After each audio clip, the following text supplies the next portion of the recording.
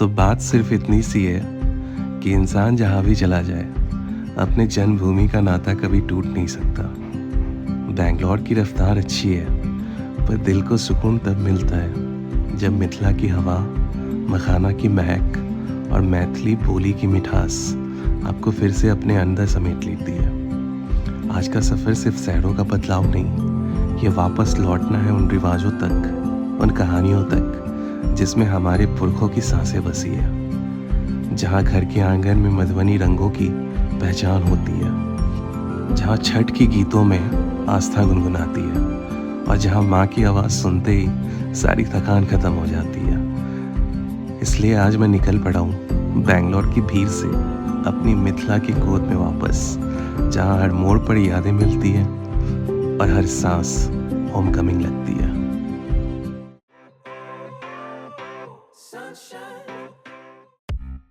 Welcome back to the another blog. और I hope कि ज़िंदगी अच्छी चल रही होगी। अगर नहीं भी तो चलिए इस ब्लॉग के साथ एक बार फिर से स्केप करते हैं। चलते हैं, देखते हैं रास्ते क्या दिखाते हैं आज। फ्लाइट की टाइमिंग तो कुछ 9:15 की थी, पर हमने 6 बजे सुबह को ही अपना सफ़र शुरू कर दिया था। सुबह का वक्त था, हवा हल्की थी, पर एहसास बहुत गहरा।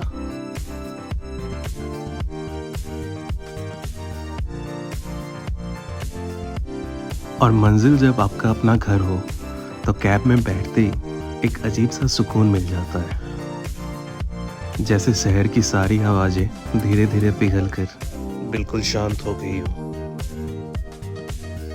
और फिर दूर से एयरपोर्ट की बिल्डिंग दिखी, जैसे कोई मंजिल नहीं बल्कि घर का पहला दरवाज़ा हो। दिल ने हल्का सा मुस्कुराया, बस अब आसमान में उड़ान भरने की देर थी। चेक इन और सिक्योरिटी चेक के बाद गेट का नंबर चमक रहा था और हमने बोर्डिंग के लिए चलना शुरू कर दिया था, जैसे हर कदम घर के और पास ले जा रहा था। और जब अपनी सीट पर बैठा, विंडो से बाहर देखा, तो लगा कि आसमान भी आज मेरे साथ घर चलने को तैयार है। और फिर वो एक पल आया जब फ्लाइट जमीन को छोड़कर हवा को छूती है। शहर धीरे धीरे छोटा होता गया, पर मेरे अंदर का सफ़र और गहरा होता गया।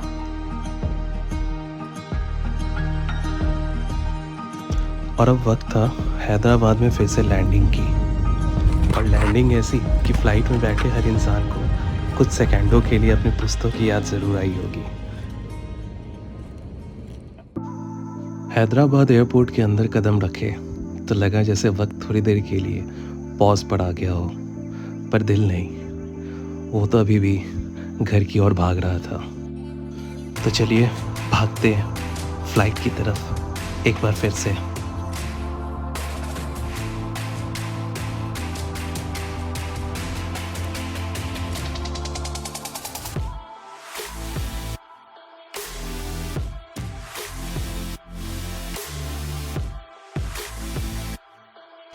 जब फ्लाइट ने फिर से तेज़ी पकड़ी तो एकदम से दिल ने हल्की सी धड़कन बढ़ा दी, जैसे वो भी इस बार रुकना नहीं चाहता था।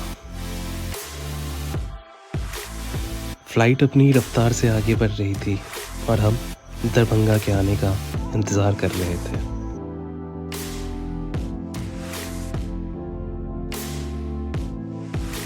और फिर बादल हल्के हल्के टूटने लगे, जैसे आसमान खुद पर्दा हटाकर मुझे कुछ दिखाना चाहता हो। और अब दरभंगा की झलक दिखने लगी थी, और यहाँ से देख के सिर्फ एक ही बात मेरे मन में आ रही थी, पग पग पोखर माछ मखान, सरस बोल मुस्की मुखपान। बाहर का मंजर सिंपल था, पर मेरे लिए सिनेमैटिक। बेल्ट पे लगेज घूम रहे थे, पर मेरी नज़र कहीं और अटक रही थी।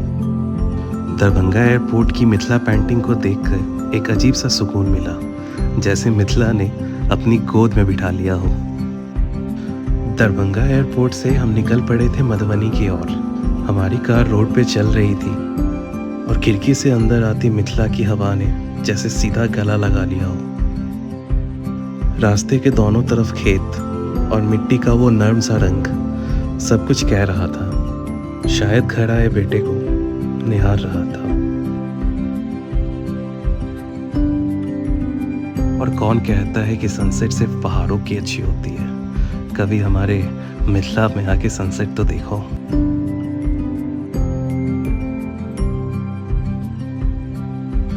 और ये खुले खेत और आम के पेड़, जिसे हम गाछी कहते हैं, एक अलग ही सुकून दे रही थी। और अब वक्त था घर पहुंचने का और सबसे पहले माँ भगवती कुलदेवी का आशीर्वाद लेने का। और कुछ इस तरह हमारा बेंगलोर से मिथिला तक का सफ़र कंप्लीट हो गया।